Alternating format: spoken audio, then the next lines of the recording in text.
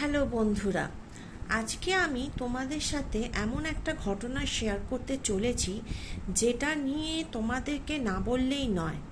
দেখো, আমার মতন হয়তো তোমরাও অনেক সময় অনেক রকম ঘটনার সম্মুখীন হয়েছো, কিন্তু শেয়ার হয়তো করে উঠতে পারোনি, বা ঘটনাটা যখন সম্মুখীন হতো তখন আর কোনো রাস্তা থাকেনি সেই ঘটনা থেকে বেরিয়ে আসা, বা সেই ঘটনাটা যে কোনো সুরাহা হওয়া সেটা তোমাদের দ্বারা হয়ে ওঠেনি, কারণ তোমরা হয়তো জানতে না তার পদ্ধতিটা কী।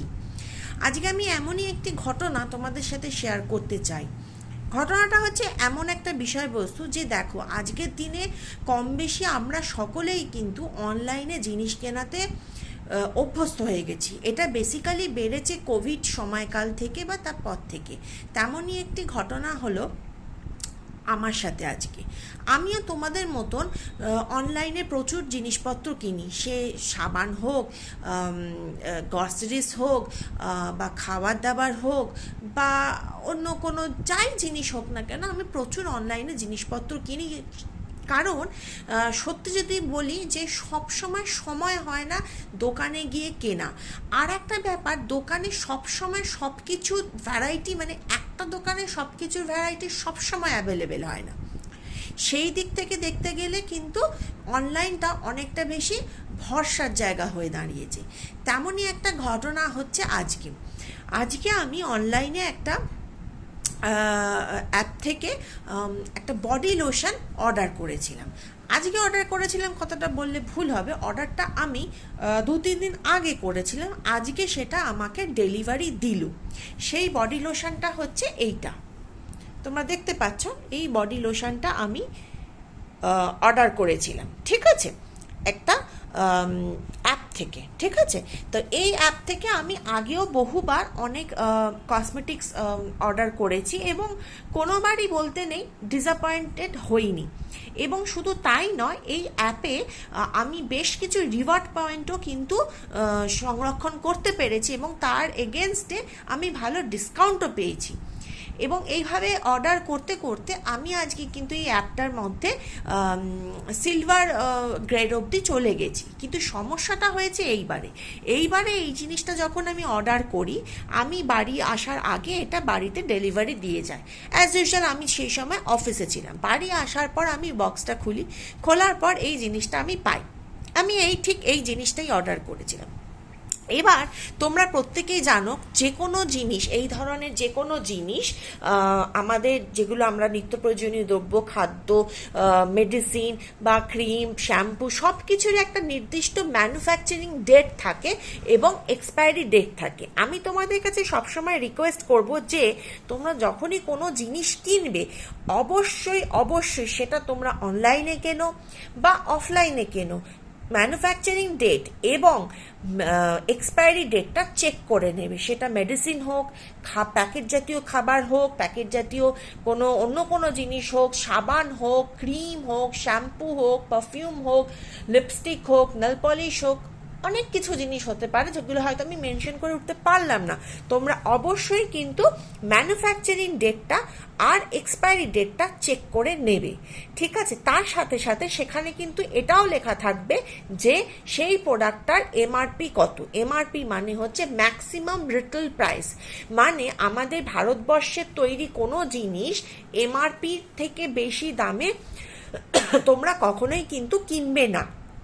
মানে যদি কোনো জিনিসের দাম এমআরপিতে, মানে ম্যাক্সিমাম রিটেল প্রাইসে 10 টাকা লেখা থাকে, তোমরা কিন্তু কখনোই 11 টাকা দিয়ে কিনবে না। সবসময় জানবে ওই 10 টাকাটাই হচ্ছে ওই পার্টিকুলার প্রোডাক্টটা বা ওই পার্টিকুলার জিনিসটা সব থেকে বেশি ধার্য করা দাম। তার থেকে কম দামে কিনতে পারো এবং কেনাটাই স্বাভাবিক, কিন্তু তার থেকে বেশি দামে কেনাটা কখনোই স্বাভাবিক নয় এবং সেটা হতে পারে না। এবং তোমরা সেই জিনিসটা তার এমআরপির থেকে বেশি দামে কিনে এই ধরনের যদি কোনো রকম ব্যবস্থা হয়ে থাকে কোনো দোকানে, সেটাকে সাপোর্ট করবে না, কারণ এটা কিন্তু কখনোই ন্যায্য নয়। এবার আমি প্রসঙ্গটাতে আসি। এই যে ক্রিমটা, এটা একটা বডি লোশন রয়েছে যেটা আমরা দেখতে পাচ্ছি, ক্যালিফোর্নিয়ান আলমন্ড মিল্ক রয়েছে, যেটা বডি লোশন, বডিতে মাখার ক্রিম বলতে পারো এক ধরনের। এইখানে দেখো তোমরা লক্ষ্য করে, আমি আজকের ডেটে এটাকে হাতে পেয়েছি। এটার ম্যানুফ্যাকচারিং ডেট হচ্ছে 01/022, মানে 2022 সালের জানুয়ারি মাসে এটা কিন্তু ম্যানুফ্যাকচার হয়েছে। আর আজকে কিন্তু আমরা সেপ্টেম্বর মাসে 2024 সালে দাঁড়িয়ে রয়েছি।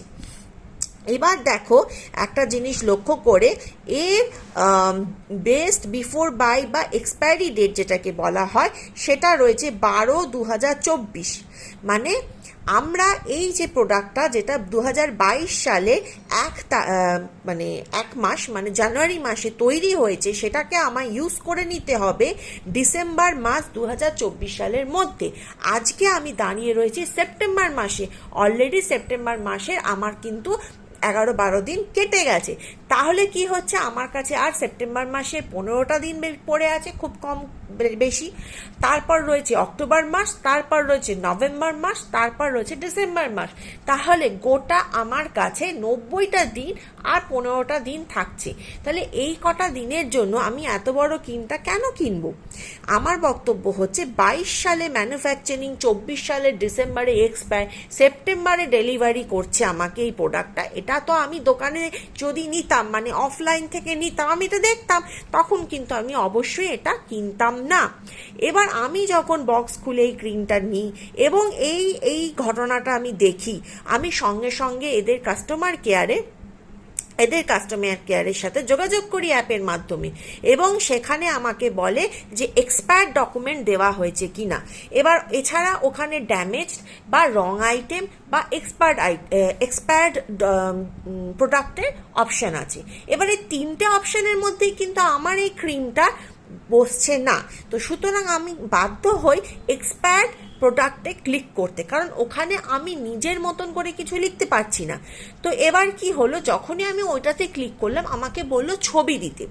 2টো ছবি আমাকে দিতে হলো। প্রথম হলো এই প্রোডাক্টটার ফুল লেন্থ ছবি, যে এরকমভাবে একটা ছবি আমি দিয়েছি। দ্বিতীয় হলো এই প্রোডাক্টটার এক্সপায়ারি ডেট, ম্যানুফ্যাকচারিং ডেটের ছবি, সেটাও আমি দিয়েছি। এবার ওরা আমাকে বলল যে কোন অ্যাড্রেস থেকে এই প্রোডাক্টটা পিক আপ হবে।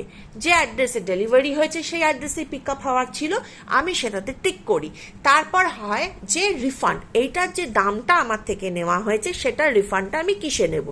তো আমি এই রিফান্ডটা এই পার্টিকুলার অ্যাপের ওয়ালেটে নিই, কারণ এই ওয়ালেটে আমি যদি এই রিফান্ডটা নিই, তাহলে কি হবে, এইটা রিটার্ন হওয়ার 2 ঘন্টার মধ্যে, ম্যাক্সিমাম 2 ঘন্টার মধ্যে, যখনই আমি এটা রিটার্ন করব, ওরা আমার বাড়ি থেকে পিক আপ করে নিয়ে যাবে। তার ম্যাক্সিমাম 2 ঘন্টার মধ্যে সেই টাকাটা, সেই দ্রব্যমূল্যটা, মানে এটার যে দ্রব্যমূল্য, সেটা এই অ্যাপটার ওয়ালেটে কিন্তু রিফান্ড হয়ে যাবে। আর আমি যদি এটারই ওয়ালেটে রিফান্ড না নিয়ে যে সোর্স থেকে আমি পেমেন্ট করেছি, সে ক্রেডিট কার্ড হোক, ডেবিট কার্ড হোক, ইউপিআই হোক, যাই হোক, বা ক্যাশ অন ডেলিভারি হোক, তো এরকম ক্যাশ অন ডেলিভারি তো আর ওভাবে রিফান্ড হবে না, তো ব্যাংকের রিফান্ড হবে। তো সেখানে যদি আমি রিফান্ড নিই, তাহলে কিন্তু সময়টা অনেক বেশি লাগবে। এবার বক্তব্য হচ্ছে যে এইটার যে ওয়ালেটে আমি যখন এই প্রোডাক্টটার দামটা রিফান্ড নেব, সেটা কিন্তু আমি অন্য কোনো ফার্দার যখন জিনিস কিনবো, তার মধ্যে কিন্তু আমি সেই দামের টাকাটা, যেটা এই ওয়ালেটের মধ্যে সে রয়েছে, সেটা ইউটিলাইজ করে নিতে পারবো। এবার আমার ব্যাপার হচ্ছে, আমি এই অ্যাপ থেকে ফ্রিকোয়েন্টলি জিনিস কিনি, তাই আমি এই ওয়ালেটে থাকা টাকাটা দিয়ে কিন্তু অন্য কোনো জিনিস আবার কিনে নিতে পারবো।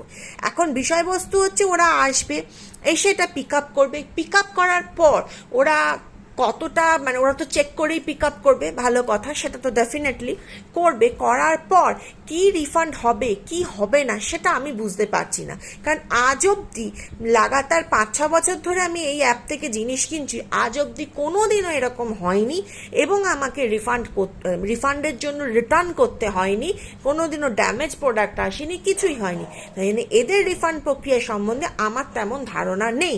আর যেহেতু এটা এক্সপায়ার্ড মাল কিন্তু নয়, মানে এক্সপায়ার্ড প্রোডাক্ট এটা নয়, about to expired within 90 days আছে, সুতরাং আমি জানি না কতটা কি হবে, কিন্তু কেনার সময় যদি ডিটেলসে এটা মেনশন থাকতো তাহলে কিন্তু আমি তোমাদের বলছি আমি হলে এই প্রোডাক্টটা নিতাম না। আজকে আমার এই ভিডিওটা তোমাদের সাথে করার একমাত্র কারণ হচ্ছে এটা, এই ঘটনাটা তোমাদের যে কারোর সাথে ঘটতে পারে, তাই যখনই অনলাইন কোনো জিনিস নেবে তখন অবশ্যই ভালো করে দেখে শুনে ভেবে চিনতে নেবে, এবং যে প্রোডাক্টটা কিনছো বা যে খাবারটা কিনছো তার রিটার্ন বা ড্যামেজ হলে বা কোনো রকম অসুবিধা হলে রিটার্ন, রিপ্লেসমেন্ট, এই ধরনের যে পলিসিসগুলো থাকে সেগুলো সম্বন্ধে আগে ভালো করে জেনে নেবে।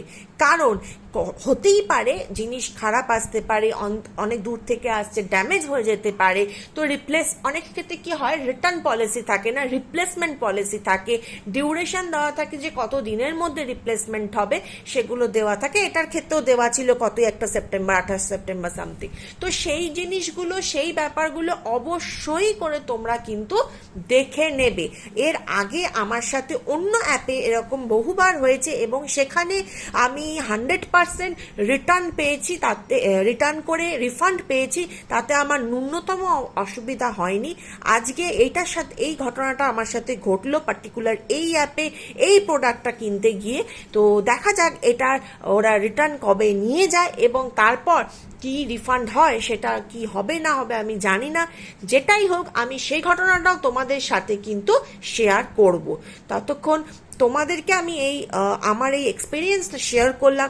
তোমাদেরও যদি এরকম ধরনের কোনো এক্সপিরিয়েন্স হয়ে থাকে অবশ্যই তোমরা কিন্তু কমেন্ট সেকশনে আমাকে জানাবে।